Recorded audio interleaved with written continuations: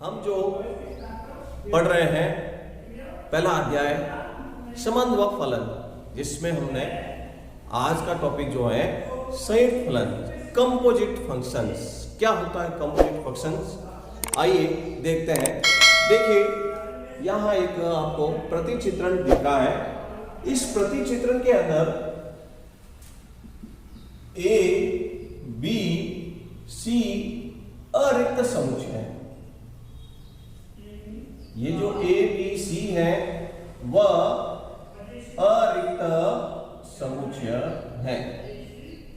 अरिक्त समुच्चय अर्थात कोई न कोई समुच्चय में अवयव है, वह अरिक्त समुच्चय कहलाएगा।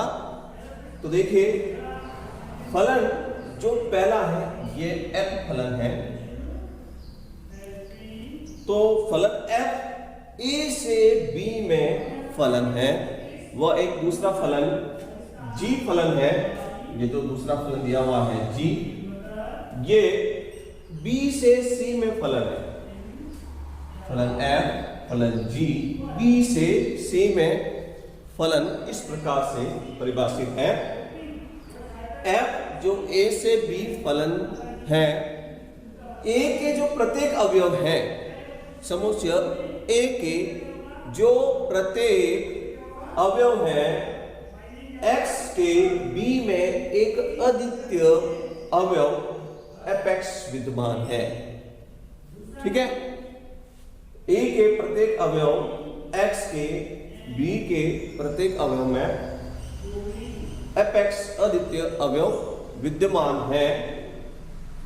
तो फलन g b से g में, फलन जो g है b से c में इस प्रकार एपेक्स के प्रत्येक अवयव का फलन c में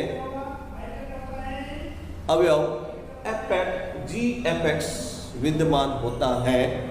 तो आइए हम इसके फलन f और g पर विचार करते हैं। तो इन दोनों का फलन a से c पर, फलन a से c पर जो बनने वाला फलन है वह एक g का f पर संयुक्त फलन कहलाएगा। g का f पर संयुक्त फलन कहलाएगा, जिसको हम संकेत में GOF से व्यक्त करेंगे। जिसको हम संकेत में GOF से व्यक्त करेंगे।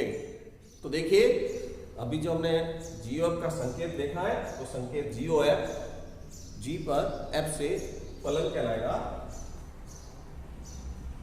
परिभाषा इसकी लिखते हैं। तो इस तरह से संयुक्त फलन की ये परिभाषा हम बोलेंगे। यदि F A से B में तथा G B से C में दो फलन इस प्रकार हैं, तो GOF A से C में परिभाषित होगा।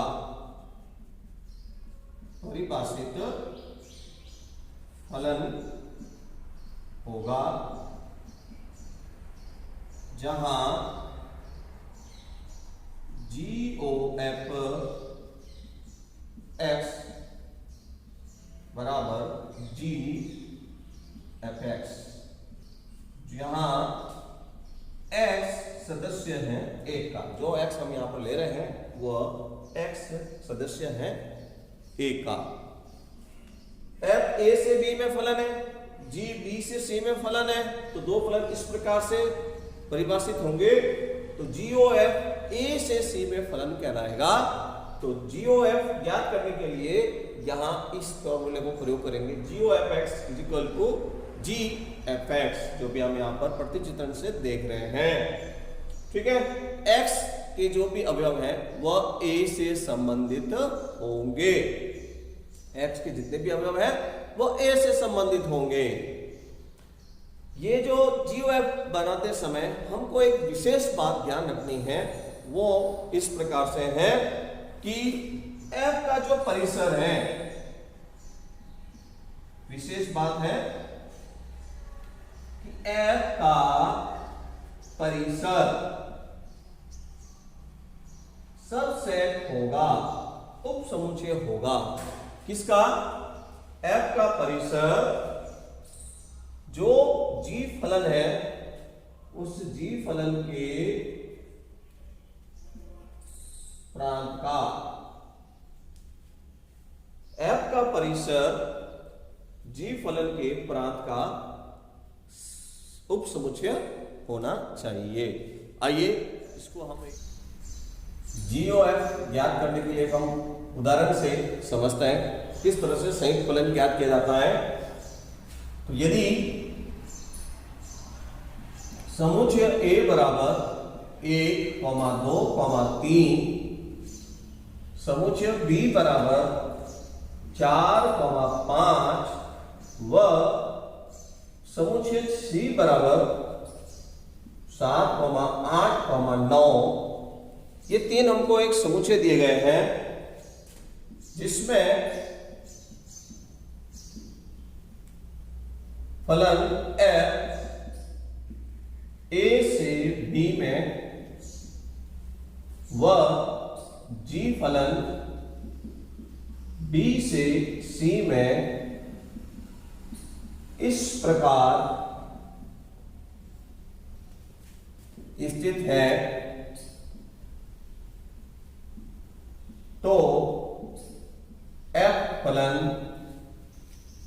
1, 4, 2, 4, 3, 5 व G फलन 4, 8, 5, 9 है। तो GOF ज्ञात कीजिए। हमको यहां पर GOF फलन का मान ज्ञात करना है। ठीक है, हमको दिया हुआ है दो फलन F और G। F A से B में इस प्रकार परिभाषित है, तो F का फलन का मान ये क्रमित युग्म में दिया हुआ है, और G B से C में इस प्रकार परिभाषित है, तो G फलन का मान इस प्रकार दिया हुआ है। तो हम F ये जो फलन ज्ञात करना है संयुक्त फलन GOF, तो देखिए सबसे पहले चूंकि F A से B में फलन है, तो हम सबसे पहले यहां पर F1 का प्रतिबिंब 4, F2 का प्रतिबिंब 4 और F3 का प्रतिबिंब 5। इसी तरह F B से G फलन B से C में परिभाषित, तो G 4 का प्रतिबिंब 8 और G 5 का प्रतिबिंब 9। तो हमको जो ज्ञात करना है GOF फलन ज्ञात करना है, तो GO फलन ज्ञात करने के लिए वो A से C में परिभाषित होगा। GOF A से C में, अतः सबसे पहले हम A बिलोंग्स टू A का मान 1, 2, 3 है, तो GOFX बराबर G बड़े कोष्ठक में FX, जहां X संबंधित है A से, तो हम A से 3 बार इसके अवयवों के मान ज्ञात करेंगे। GOF1 G F1 की वैल्यू हमको ध्यान है, तो F1 की वैल्यू देखिए प्रश्न में हमने भी निकाली 4।